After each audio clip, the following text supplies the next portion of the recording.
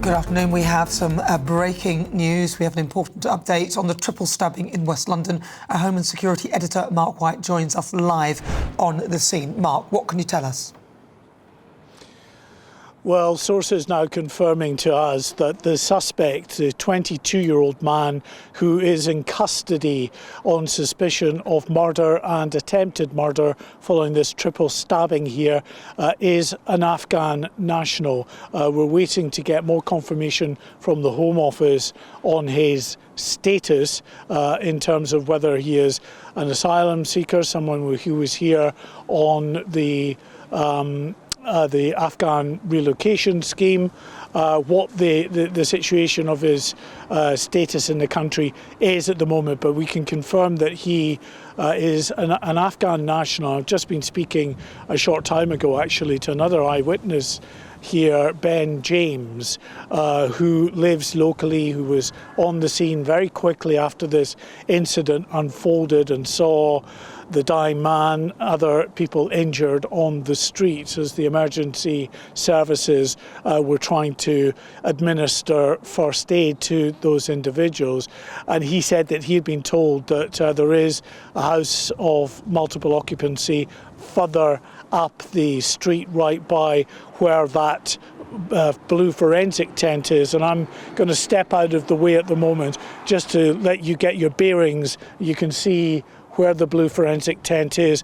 To the right of that, we're told there's an HMO, and according to our eyewitness Ben James, speaking to local residents that he knows here, the suspect apparently emerged from the HMO. There were reports of an altercation, a man stabbed, and then potentially the second victim being a dog walker. We've just had a statement as well that is through from Chief Superintendent Jill Horsfall, who leads policing in Uxbridge. And Jill Horsfall said, "This was a shocking and senseless act of violence that has left one man dead and two others injured. Our thoughts are with the victims, families and friends at this unimaginably difficult time. The incident will have understandably caused concern to the local community. I've deployed multiple officers to the local area.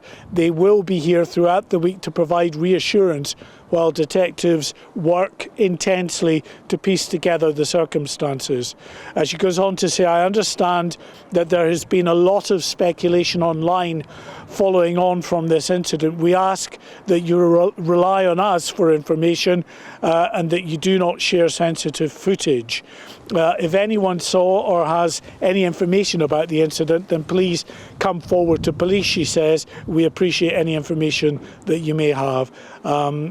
And again, just finishing off, she says there'll be a crime scene and a heavy police presence within the area over the next few days. I thank residents for their patience. So they're the local sort of chief superintendent in that area giving us an update on the situation. But the major breaking news that we can confirm here on GB News is that the suspect, a 22-year-old man, now in police custody, is an Afghan national. His status in the country, we're still waiting to have determined and confirmed to us by the Home Office, but that is the news that we can confirm now for you. All right. Mark White, thanks indeed for being there on the scene for us, bringing us that breaking news. Well, a horrific event that unfolded here at tea time yesterday. We're in Midhurst Gardens now. I just want to give you, before I speak to an important eyewitness, just a quick shot up there. You can see the blue police forensic tent, which is right in the middle of the road. The scene where the 49-year-old victim staggered out onto the roadway, it seems, and died on that roadway despite the best efforts of the emergency services to save his life. Two other people, a 45-year-old man and a 14-year-old boy, were also stabbed. The man quite seriously, the 14-year-old boy less seriously. But we can talk now to Paul O'Brien, who's a local resident here in Midhurst Gardens. Thank you very much for speaking to us live on GB News.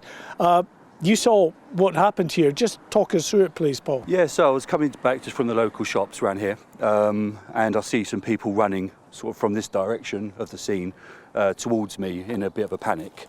So I then come round to the road where I could just hear commotion, but couldn't quite put my, what was going on. And just this roadway right Just here? this road here, yeah. And then I could hear a distance, sort of like a wow of many sirens, and just felt something was on, something was off.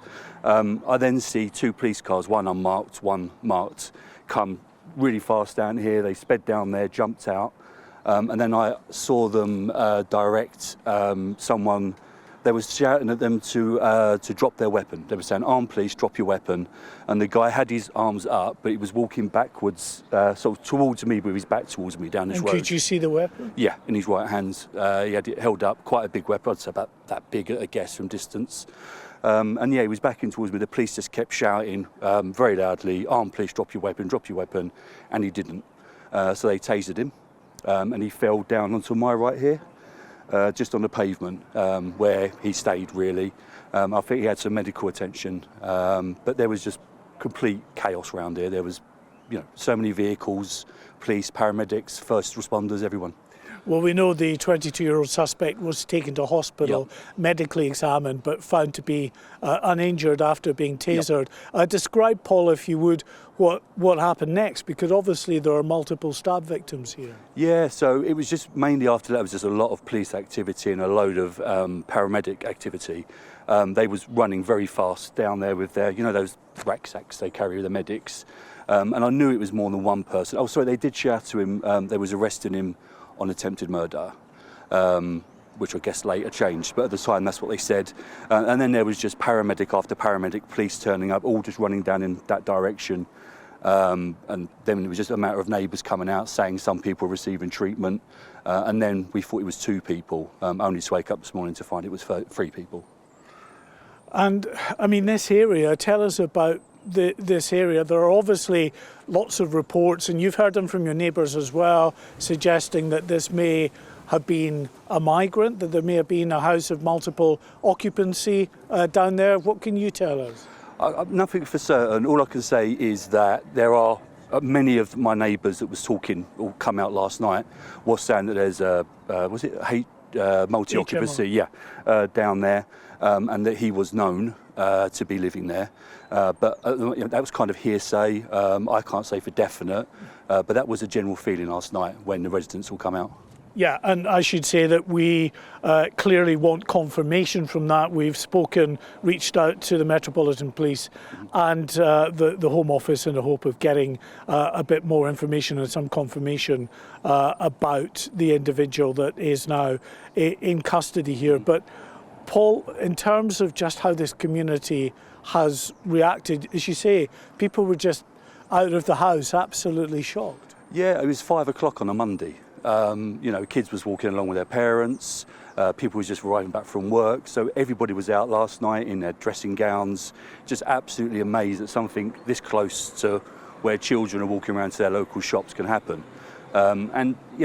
Recently there has been a fear of, rising crime and the safety of just being able to walk around your local shop.